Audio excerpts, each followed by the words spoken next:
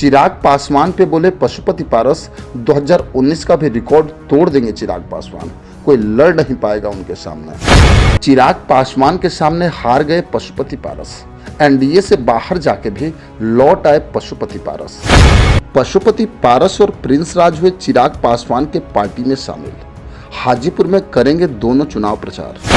कहते हैं जब इंसान का समय खराब हो तो उसे किसी से भी समझौता करना पड़ता है, वही हाल अब पशुपति पारस का भी हुआ है, क्योंकि जिस चिराग पासवान से झगड़ा मोल लिया और पार्टी तोड़ दिया, आज उसी चिराग पासवान के शरण में जाके उनके लोकसभा चुनाव में चुनाव प्रचार करना पड़ रहा है। मैं आपको बता दूं कि जब चिराग पासवान को भाजपा ने 5 सीटें दे दी तो पशुपति पारस भाजपा पे दबाव बनाने लगे और केंद्र के मंत्री पद से इस्तीफा दे दिया। शायद उन्हें लगा कि भाजपा उनसे मान मनोबल भी करेगी, लेकिन भाजपा के बड़े नेता ने उनसे बात तक नहीं की और अमित शाह ने तो यहाँ तक कह दिया कि पशुपति पारस को कोई पद दिया जाता लेकिन वो उसके लायक है ही नहीं। वहीं उनके भतीजे प्रिंस राज भी पशुपति पारस का साथ छोड़ गए।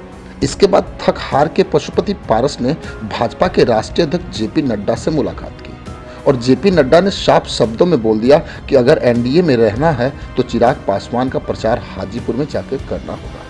वहीं पशुपति पारस पहली बार हाजीपुर आए और एक बयान दे दिया।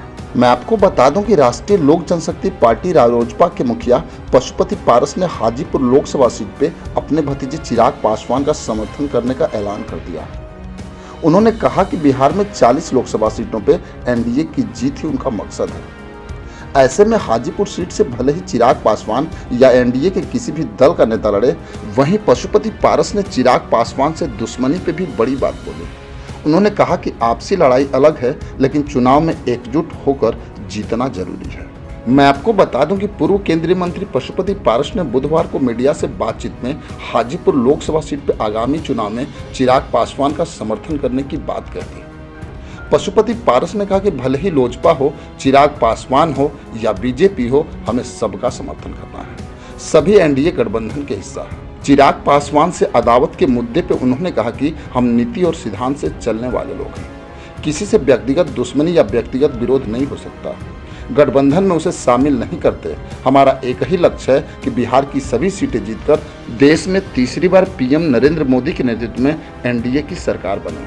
मैं आपको बताते चलूं कि हाजीपुर सीट पे चुनाव लड़ने के लिए पशुपति पारस ने अपने भतीजे चिराग पासवान से लंबी अदावत की। यहाँ से पारस अभी सांसद भी हैं।